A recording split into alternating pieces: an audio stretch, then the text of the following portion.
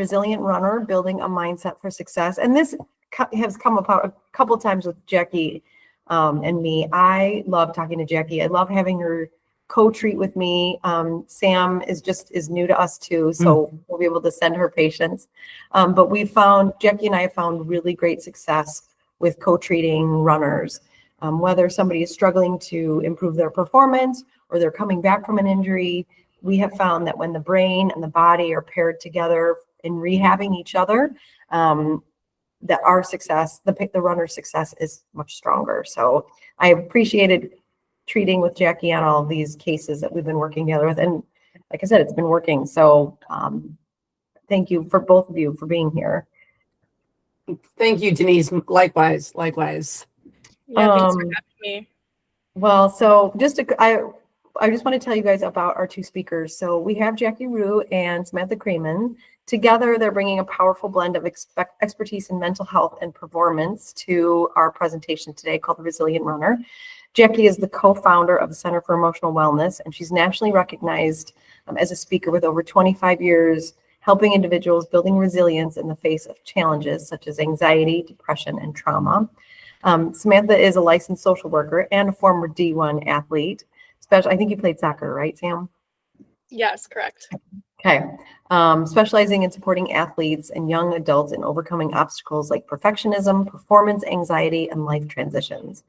Together, they will share strategies to strengthen mental resilience, manage setbacks, and prepare runners for the unique demands of training, recovery, and functioning on race day. So thanks again for you guys being here, and let's go ahead and take it. And if you guys have questions, just go ahead and submit them, and I'll jump in once in a while with questions or any questions I might have myself. So, right. Thanks. Thank you, Denise, and thanks for having us. I think this is a great topic this time of year. As you know, there's a lot of marathons coming up. Fall marathon time is a big time, as well as triathlons and other races. And one thing I found with you, Denise, that's been so nice is just how much the psychological aspect impacts the physical, right? We see, not only can it lead to injuries, but also injuries can then exacerbate and compound physical. So this is going to be a good topic, I think, for us to discuss today.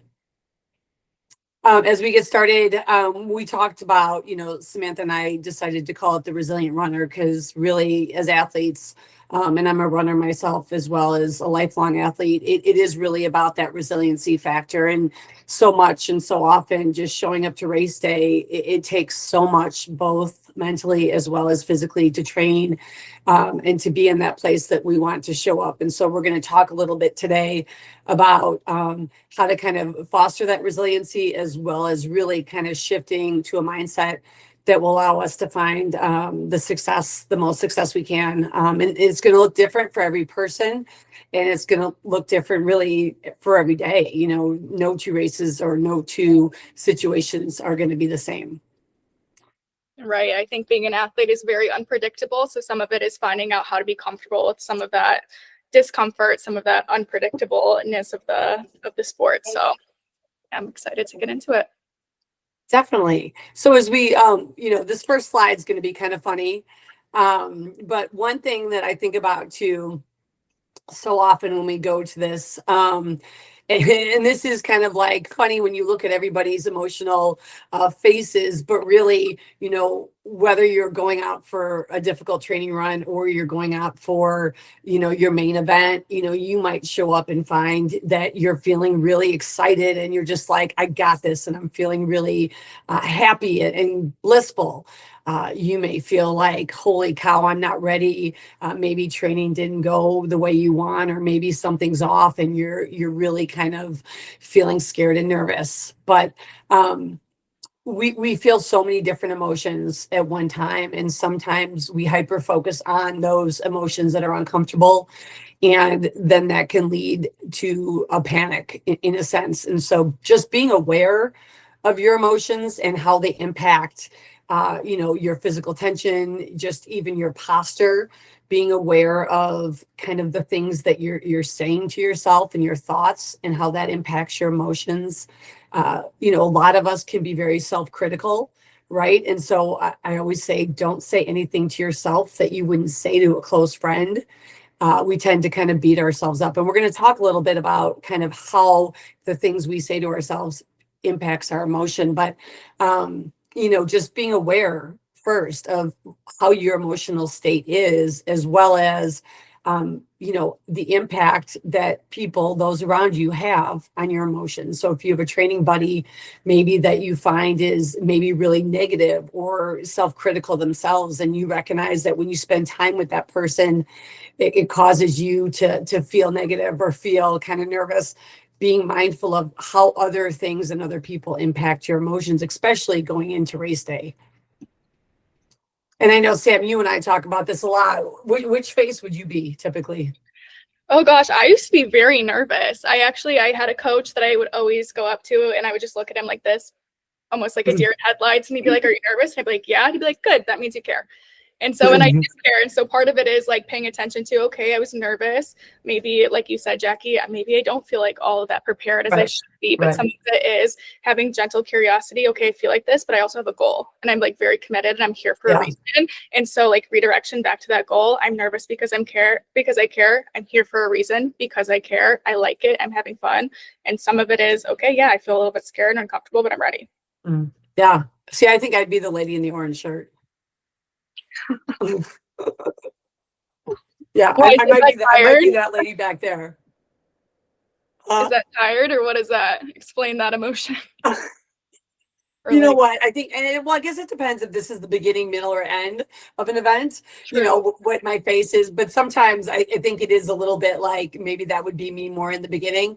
I do think sometimes it becomes when we get in our head, we start to like question our confidence. We question those things. Am I ready for this? Can I do this? Can I handle this? And I am one that I'm very, other people's energy impacts me. And so I'm really mindful of trying to be around others that aren't also in their head, meaning if you're standing next to someone who's like, this is going to be terrible, this is going to be awful.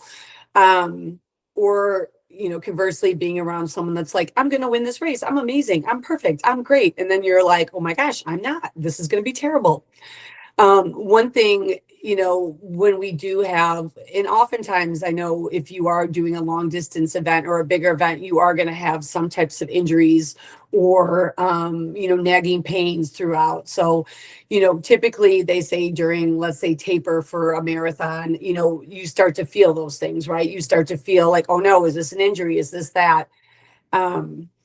And also when we start to get anxious, it can, we tighten up and then we're more prone to injury. So one of the things I wanted to put this slide up is, when you start to have emotions, whether it's, you're feeling really stressed or nervous, is really focusing on trying to relax the body through breathing. And I know, Samantha, you could probably share some things you've done, but one thing I try to do is really try to just relax and be aware of my posture, because when I get anxious or tense, my body tends to tense up and it actually constricts my breathing. And so one thing I try to do is just focus on my posture and my breathing, but also looking at the evidence. So instead of thinking about how it's going to go, is focusing on, and we'll talk about this a little later, a couple goals I have, but also reviewing my training and having faith in the work I've put in. I think the one thing I hear from a lot of runners is that they're so amped up at the beginning of the race that they come out of the chute too hot and too fast, and they have a hard time then catching up. And then it kind of derails their first mile or two because their heart rate's higher than they wanted it. Their adrenaline's rushing and they have a hard time bringing themselves back down from that. Yeah, for sure. And I think, thinking about what your goals are, I know, the hard part about, races is, and I'm sure you have similar with soccer, Sam, is, at the end of the day, it comes down to people ask, what time did you get? What was your time? What was your time? How'd you do? What was your time? And it's really, there's so much that goes into, running a marathon or running a half marathon or even, a shorter distance, that it doesn't, we call it, it doesn't come down always to a time. It comes down to, did you feel strong? Were you feeling positive? Where was your mindset? So depending on what your goal is, for a lot of runners, they kind of shift focus once they have some more experience into, what I want to feel really strong, So I want to start off slower so that in the end I feel strong and I want to start to feel more confident. So, and they're doing things more based on the process than the outcome of being so fixated on a certain time. Right. And similar to what you were saying, Denise, with kind of going a little bit too fast out of the gate with soccer. I mean, I know it's a different sport, but right after kickoff, everyone would want to go guns blazing forward. And some of it was our coaches yelling, drop off. And so that's like really hard for us when we're like, wait, we just got into game time already. Our mindset is there. But some of it is drop off a little bit. Like now, okay, now it's game time. Like, let's relax. We're prepared. We're here. So Yeah. So, but it is helpful. And I try to do this check just my emotions like throughout training, just where my head is. Cause sometimes I think if it becomes too stressful and I recognize it is kind of impacting physically, my physical, then it is time to kind of shift. That's a good clue into, okay, I need to shift something here. I need to shift my mindset. You know, I don't need to be like smiley Charlie in the front. But I also, you know, don't want to be, you know, the lady necessarily in the orange shirt. So trying to find kind of that happy medium of being able to kind of be comfortable and recognize that, you know, what's in my control and what's not. But I like that analogy, Sam, because sometimes it is pulling back is hard because you feel like you got to go all out. But when you're doing a long distance event, that's really not going to be the best course of action. right. So on the next slide, and I know we talk a lot about this in the mental health world, and sometimes I think these things get taken for granted, but these really truly are when we're thinking about like injury prevention, we're thinking about being able to participate in the sport of our choice. These things are going to make a difference, and we are going to touch on these a little bit today. Because a lot of times I hear from athletes I work with that sleep gets really sacrificed during training. And it is really thinking about each of these are going to be almost as important as the activity itself.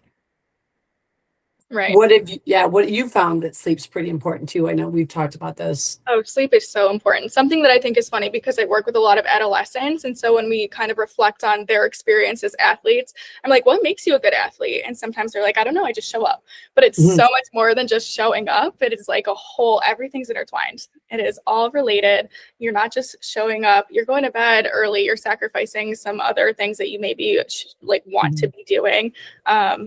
You're putting the right things in your body that are going to make you feel ready for the day. And I think it's just, there's a whole picture that's really important to focus on. Well, and I think rest and recovery too is having downtime, you know, especially if you are feeling like there's an injury, or you're feeling like, and sometimes it might even be a family stress. You know, you might have something really stressful come up in your family, you know, maybe someone's sick, or maybe there's been something going on with one of your children or one of your friends or colleagues, whatnot at work. Sometimes you might even have to take a little bit of a break if you feel like there's something really going on that's emotionally taxing for you, or if you feel like there's, you know, some physical things popping up for you. Sometimes sacrificing some things for rest and recovery is going to pay off a lot more in the end, as well as really being mindful of where your emotional state is. I've talked to several athletes that were really struggling with, you know, depression or anxiety during their training cycle. And in turn, they would beat themselves up when they didn't hit certain targets, and really talking about sometimes having to promote that emotional wellness to the forefront, even if it might mean that you might have to sacrifice the outcome, or you feel like you're going to have to sacrifice the outcome, but overall putting yourself first and your emotional and physical well-being. Right. And the other thing, yeah. Well, I was just going to say the other thing too to think about if you have children. I don't know if anyone on here has children, but we are such an example for our kids, and how we talk about ourselves and our sport, and how we talk about just self-care and wellness. You know, if we're not sleeping and we're not getting our nutrition, and we're, you know, kind of beating ourselves up just to get to our activity, our children are seeing that. And so sometimes even modeling that self-care and emotional wellness can go a long way for them too. Yes. And I think downtime is especially hard for athletes. I think that they don't really resonate with the idea of downtime or breaks, but I think part of being a high caliber athlete is knowing when to stop, and it's knowing a little bit of balance, which is really hard. So there's a learning curve to that. But if we just go all the time, it's not sustainable. Right. And just having those healthy supports, having people that you go to that really uplift you, that are healthy for you. And if it is kind of more of a psychological concern, seeing a counselor or seeing somebody that can help with some of the mental health aspects. Also being mindful, and we talk a lot about this with our teenage athletes and college athletes, but being aware of what, like, the impact of social media. I know for a lot of runners, it's Strava, being mindful of, Strava can be really fun, or different social media platforms. But if you recognize you're feeling more stressed or feeling not as great, I want to say maybe you're feeling anxious because you're seeing what someone else is doing and you're comparing yourself, because self-comparison, really stepping away, and again, being mindful of those things, and folks that help you to feel really kind of more healthy, in line with where you want to be, versus feeling very negative. Can I jump in and ask a quick question? Yes. Someone asked. That question is about sleeping the night before, that sometimes they're too nervous to sleep the night before.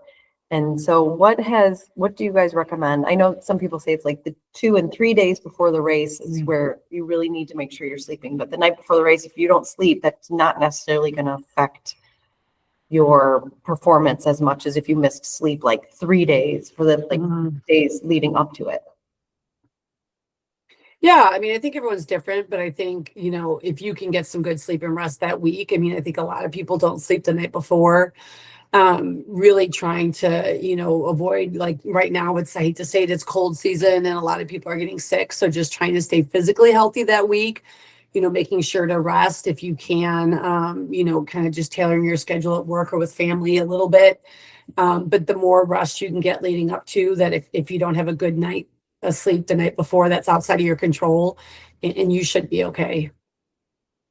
Right, Yeah, thanks. it's going off of that a little bit. I think, like you said, the 2 to 3 days before is extra important. I think something that I've run into a lot as an athlete is just saying, like, I need to sleep so well the night before, and then I put this pressure on my sleep. And so it's kind of this cycle. Like, I'm thinking the night before, oh my goodness, I'm not sleeping yet. And then it just kind of builds on itself. And so I think some of it is about doing something that's restorative for you, even if it's not the physical act of sleeping. Some of it for me, and I've learned throughout my years, is just laying in bed with your eyes closed. You don't have to be asleep, but some of that's very restorative.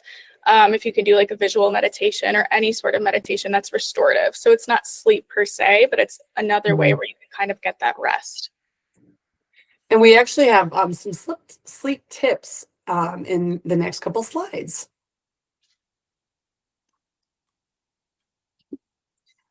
So these are some things that I see a lot just in our practice with athletes. We treat a lot of, athletes and families with anxiety, depression. We see a lot of mood disorders, and also sometimes, it can impact just our body image, eating disorders, and sometimes even self-injury.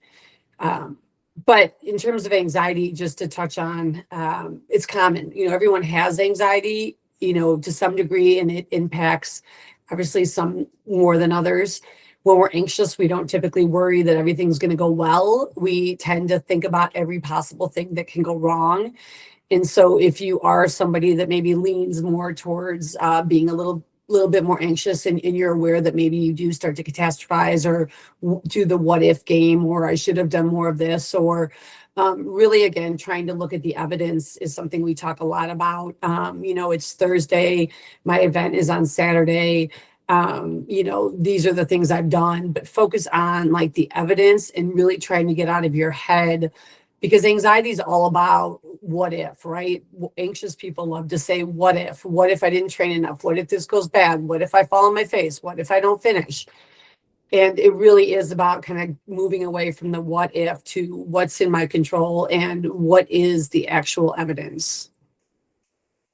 And I think in my personal experience, a lot of athletes that I work with, they're internalizers. And so kind of going back to the slide before about utilizing your supports, your support system, I think it's really important because we are going to feel defeated at sometimes. We are going to feel maybe like very empowered. And these are all just part of the process. Mhm. And I think relying on some of your support system in a healthy manner is going to be very important. Yeah. And just for the depression too, sometimes, you know, depending on, again, we all have other things going on. If you find that you're just in a really possibly like maybe negative place where you're like, you know, and I knew someone recently that I worked with that was an athlete, and it was just everything was like terrible and awful, and nothing was, you know, everything was, this didn't work out, and I'm not happy with how this went. And just really kind of shifting that maybe sometimes we do have some mild depressive symptoms. Sometimes they're even hormonal, you know, as we get older, sometimes it can be a hormonal impact. But if you're feeling like you just have this like black cloud over your head, that can be a good time to just check in with yourself and maybe check in with somebody and just see if there's not something else going on, you know. And likewise, the other ones, we're not going to go too much in because of time. But again, if you're concerned about, you know, mood or just overall eating or body image, I know there is a lot of correlation sometimes with athletes, and we see a lot with eating disorders. I treat a lot of patients that have disordered eating or, you know, struggle with body image. And so that can kind of play a factor, but nutrition is going to be huge in injury prevention, as well as really being prepared, for the event. So on the next slide. And I know, Sam, you were talking about communicating with supports. Right. I think it's really important, especially as athletes who have a lot of high expectations on we have to perform all the time. The answer is we have to know when we can perform. And sometimes we can't. Our body is telling us, you know, maybe something is wrong. Mm. There's a difference between sore and there's a difference between injured. And when you are at that point where you're injured, you know, the way that you're able to perform is going to go down. And I think some of it is being able to listen to your body, what you need, and then communicate and advocate for yourself. And I think there are a team of people behind athletes that can help with those sort of things. And so just being able to kind of speak up for what you're feeling is important. Well, and Samantha, runners are famous for running with injuries. Mm-hmm. We'll run limping. Well, we're fine. We're fine. You know, I mean, we're famous for trying to run through the pain. But it really does. And I've seen way too many folks that it turns into something way bigger because they didn't listen to their body. So just being mindful how you are feeling, and if you are feeling something come on, you know, talking to someone like Denise or talking to a doctor and listening. You know, there is a grief and loss process that kind of comes with being injured. And I know the first time I had an injury when I was training for a marathon. I don't know if you've ever found the same, but I blame myself. Like I found myself like, and this was a long time ago, but like being very hard on myself. And obviously I didn't do something right because this happened. And I felt very almost like shameful that I wasn't able to make it the way I wanted to through the training cycle. And I recognized there was a lot of negative self-talk going on, as well as noticing all the other runners that seemed like they were seamlessly like going through the training cycle and not injured. So I found getting into my head a lot around the injury. Right. I can 100%. I get that. I think it's part of the territory of being an athlete, right? It's almost inevitable that something is going to happen. It doesn't have to be a big thing, but we are going to face these obstacles and these setbacks. And I think just moving on to the psychological effects from an injury, now our whole entire role is shifted. We're not this athlete that's participating in the run, but now we might have to be like a supporter. We might have to figure out what our role is without losing an identity of who we are, because we wake up sometimes and we're like, oh, I'm a runner. Or for me, I'm a soccer player, but then you get injured. It's like, who am I? But you are still somebody. And it's just kind of shifting that role a little bit. When you think about starting to get an injury, for a lot of us, we become anxious. What if I'm not going to run the same? What if I'm not going to be able to return back? What if? And again, you know, the same with the what ifs. Focus on what's in your control. it doesn't mean you're getting injured that you're not going to be able to run again. Right now, this is a moment to pause and what can I do now? And really the theme of all the way through, whether it's, the start of the training, the middle, the end, whether you like win the race, whether it's, in your mind, the worst performance ever, it's how do we prioritize ourselves? We're human beings, not human doers, as they say. How do we put ourselves first? And if what we need is a break or what we need is to nurture something that's hurting, that's okay. It's okay to take a step back. We've all been there. But how do we kind of shift our mind that that this is for us? And we really need to promote our own emotional wellness and physical well-being above all. Absolutely. It's almost like shifting from short term to long term. We had this Yeah. goal, like maybe a race coming up very soon, and that's where our head's at. But now it might be, okay, what about like the next race? And we might just have to shift a little bit. Yeah. And it's a social shift for many of us. It becomes, a lot of your friends do the same sport. You're involved in Strava, or you're involved in a community. And when all of a sudden you have an injury, you feel like you're just yanked from that community. And it is really recognizing that it's a pause, but you might have to, again, not be watching your Strava, or not be maybe having, being mindful of the way you participate. But if you need to take a little bit of a break, sometimes you have to figure out kind of what's going to be the healthiest way for you to have that break. Because we all are going to need to take breaks. And again, sometimes the injury might be psychological. Maybe there's something going on with your family and you recognize, what, I need to prioritize my family right now. And I need to take a break from what I'm doing because I need to put something else on the forefront. Do you guys find that some people struggle, because you brought up Strava before, that when they're injured, they don't want to let their whole running community know that they're injured. And so either they will try to run through it or they'll come off of Strava, but then that has its own consequences. How do you guide people through that? Yeah, I mean, I think, it's like any social media platform, and we talk about this a lot, is being mindful of just because you see something on a social media platform doesn't mean that that's the reality. And sometimes you don't know what's really going on with somebody, both, psychologically and in pain. I can't tell you how many runners I've run behind that where you can tell they're injured and they're hurting, or, they're not doing well and they're just kind of beating themselves up through it. Recognizing that for you, what's the cost and what's the gain? And so if getting on Strava, you find that you're getting that competitiveness and you're feeling like you're pushing yourself too far because of it, taking a break from it. But yeah, I mean, I think whether you're doing it for Strava or something else, if you're running through an injury and your doctor's advised you not to, and Denise, this is kind of funny, you'll laugh at this. There's several doctors that I know a lot of my running friends we've all gone to that are, and they're runners themselves, but they say, what's the famous quote? They say, you can run as long as the pain is manageable. Yeah. Well, and for many of us, the problem with that is, and as you're an athlete, our pain tolerance is very high, right? Yep. So when you say run through it if the pain is manageable, what you're saying to a runner a lot of times is you can still run. And at least I've felt in the past, like, oh, I can manage the pain. Well, yeah, or they'll take an excessive amount of over-the-counter medications to mask the pain and try to run through it, but that doesn't mean the tissues aren't still being stressed incorrectly. So I 100% agree. And it is, the stuff patients tell me that their doctor has told them, or someone else, something they read on Dr. Google, that, so it's finding that fine line between injuring yourself more and having a bigger setback, or just getting some good advice on what you should be doing, stopping, or maybe changing up your training a little bit.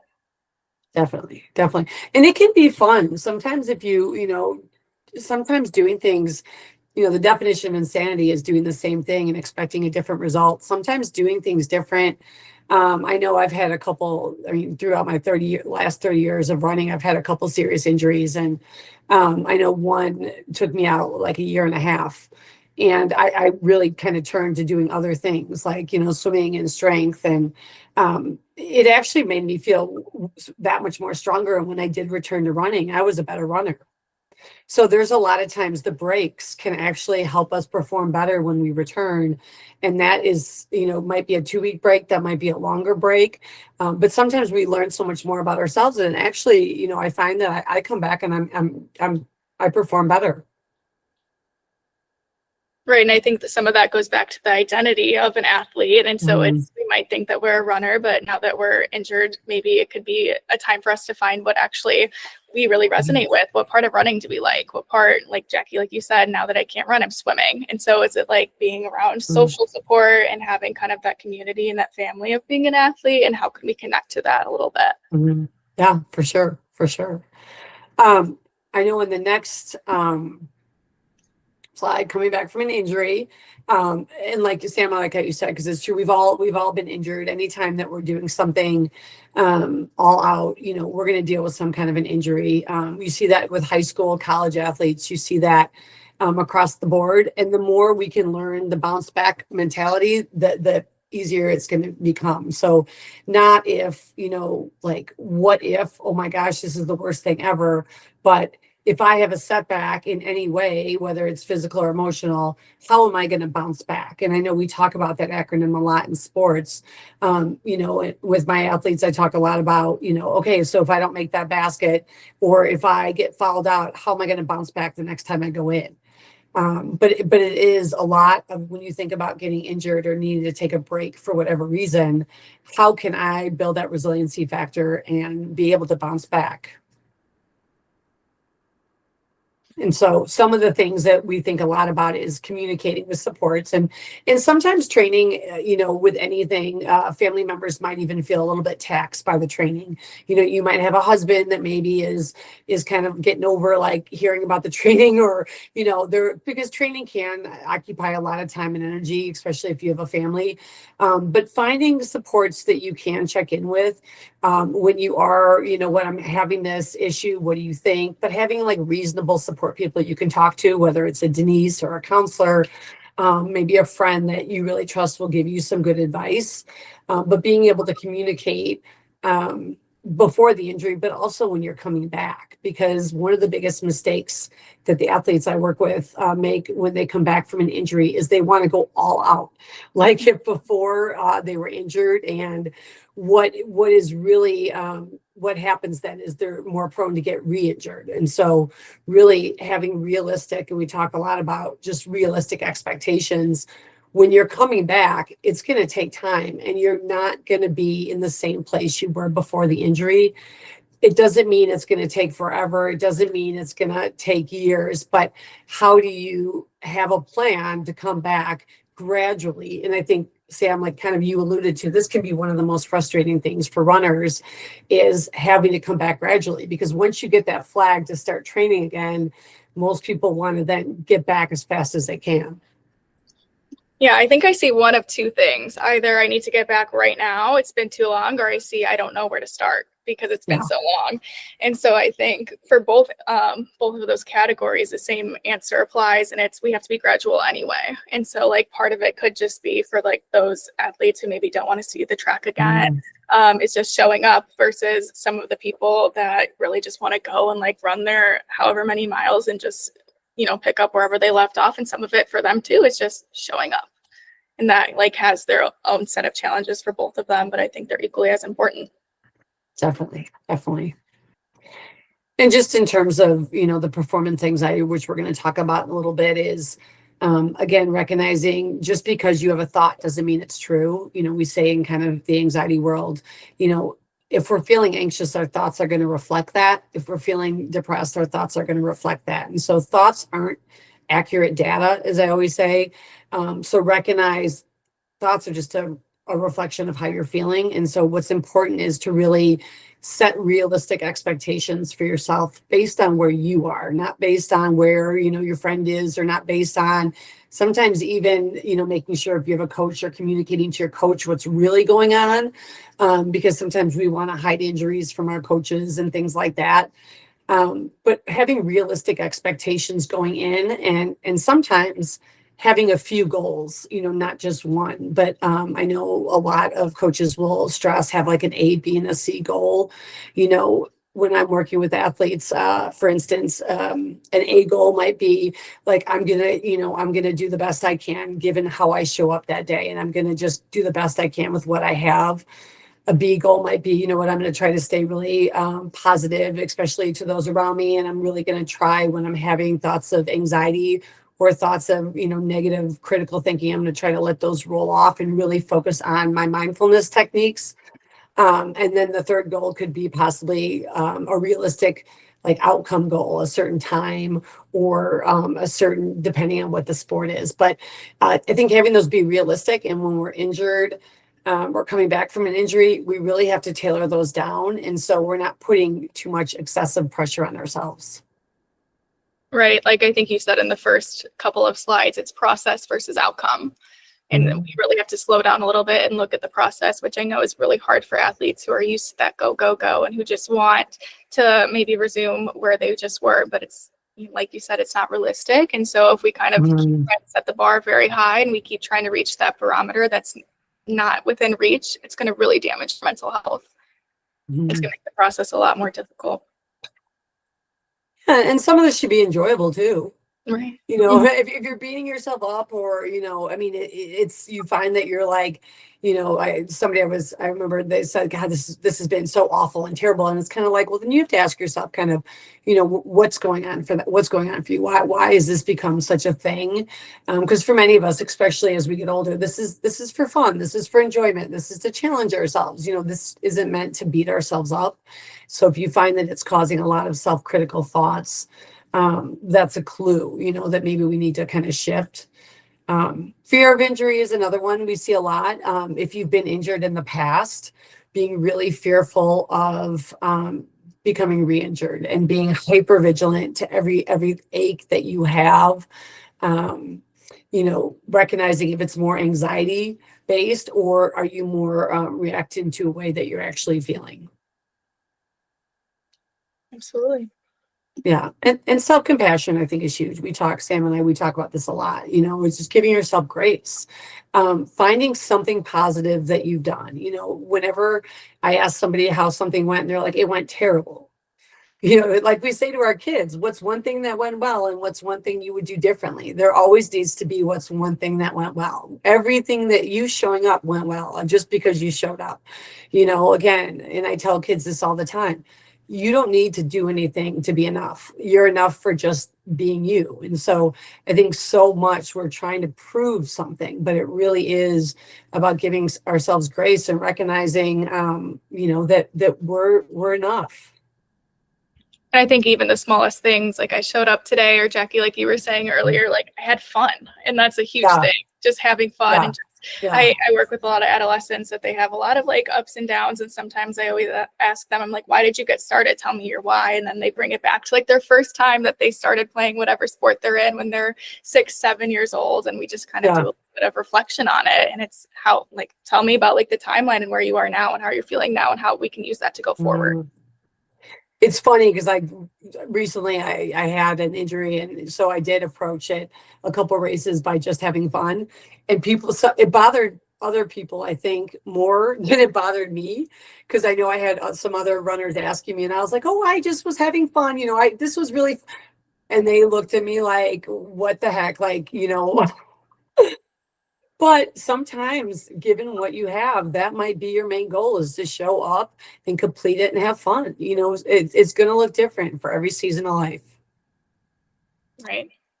I know we have a couple more. Sam, I think we have so much information, but we can kind of, I think, go forward a little bit, because these are, this one too, I think we can, we've touched on this a little bit. Mm-hmm.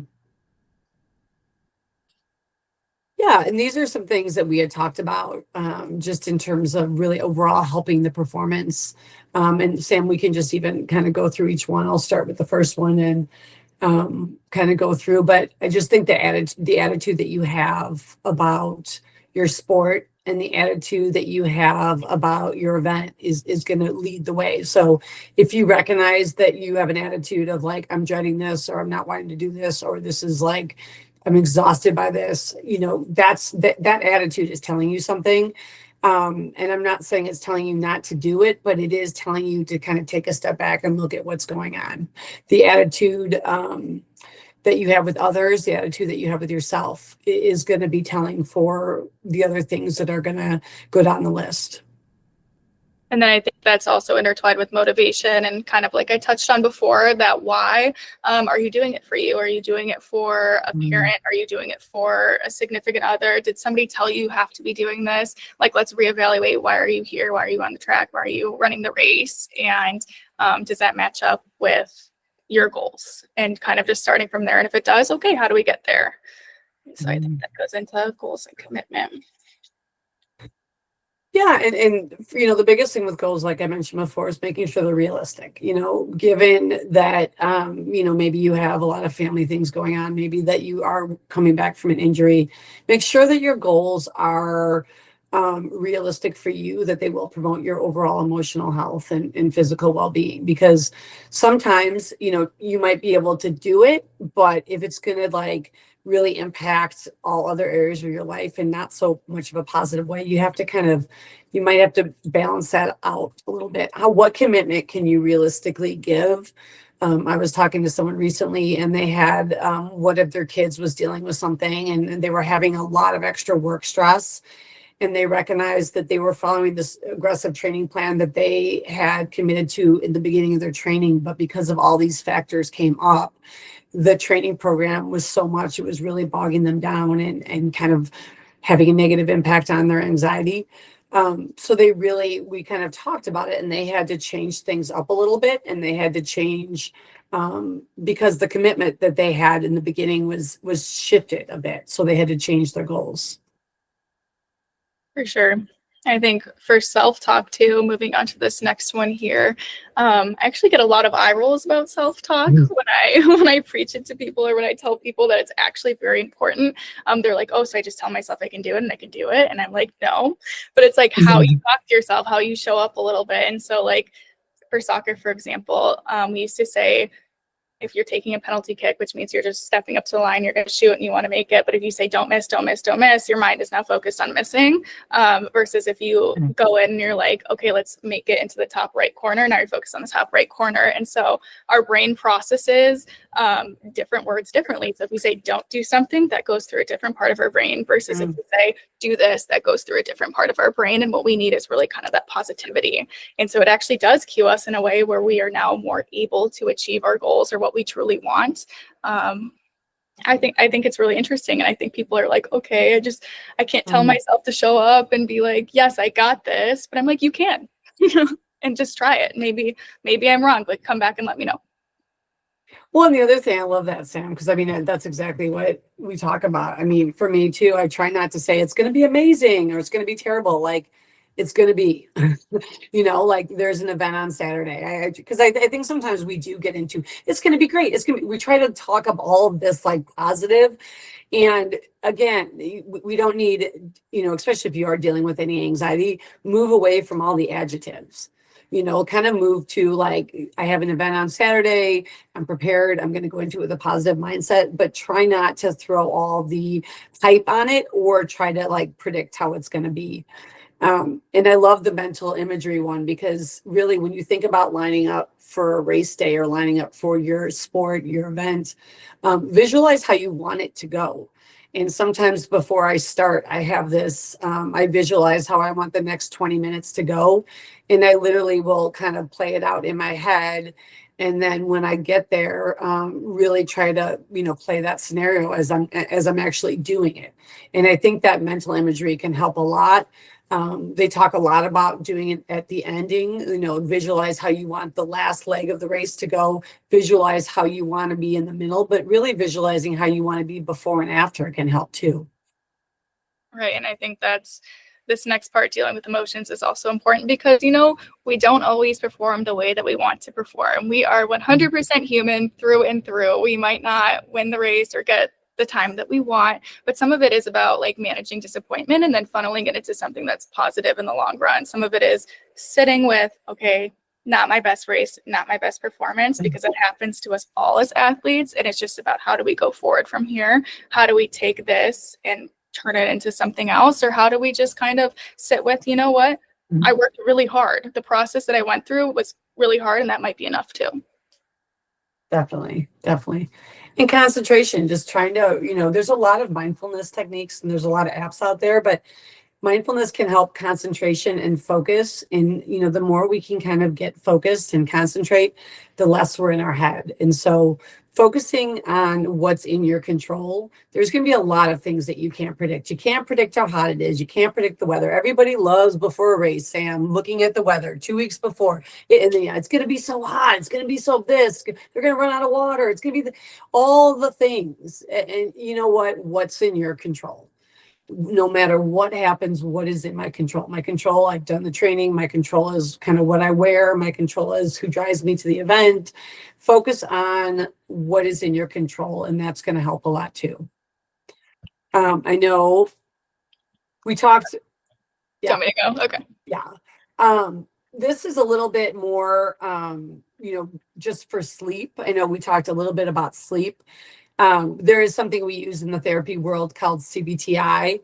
And it really is, CBT is a lot about focusing on your thoughts and being able to manage your thoughts and reframe your thoughts.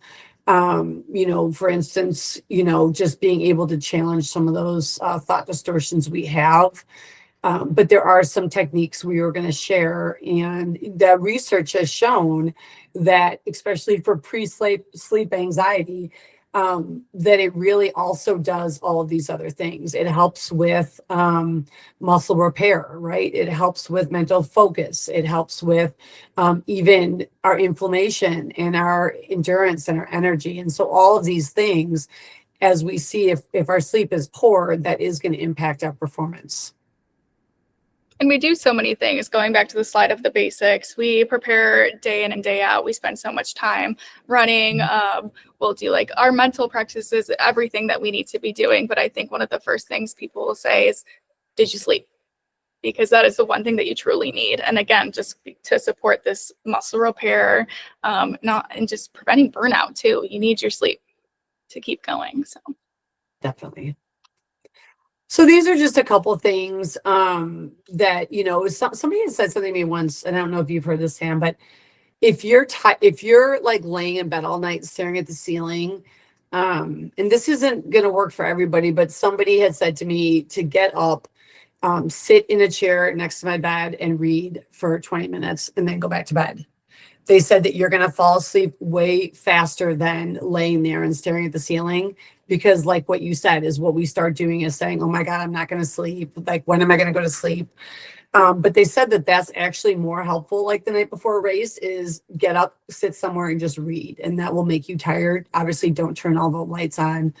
But they advised, not getting on your phone, not overthinking all those things, but really, kind of focusing on doing calming and relaxation techniques. Yeah, and I like the cognitive restructuring as well. So if I don't sleep well, I'll run terribly. Again, that's some of that negative self-talk versus one night of bad sleep won't ruin my training. You've had multiple nights, and down a little bit to the sleep hygiene. Athletes really love routine. And so being able to set something that you can stick to for a little bit is also really comforting. Definitely. And using, we do a lot of mindfulness and progressive muscle relaxation. If you're not familiar with what that is, there's like Headspace and Calm. There's apps that you can use before you go to bed. But focusing on just really being in tune to your body and where your tension is. Like I carry my tension in my upper back. And so when I start to feel very tight, that's a sign to me that I'm feeling stressed. And so just focusing on being able to kind of relax, whether it's through meditation or breathing exercises, can make a big difference. Oops. Why don't we go to the next one just for time? I know Sam and I could talk about this stuff all night, all day. We can even do a volume 2 if we need to. And I know we touched on the set realistic goals. I can't stress that one enough. I mean, I think so often when I'm talking to someone and they're beating themselves up or they're having a hard time, their goals are just not realistic for them. And I hear a lot of, but I should be able to meet this goal, but I should be able to do that. But everybody else in my group can do this. Why am I the only one that can't? And it might seem like that, but it really is. I think for all of us, we all kind of get in our head and have to come to that place where we have to adjust our goals. Right. And some of it is like this next point here, the growth mindset, like we've been talking about before, the process versus the outcome. And some of it is like, why did you get started, right? Mhm.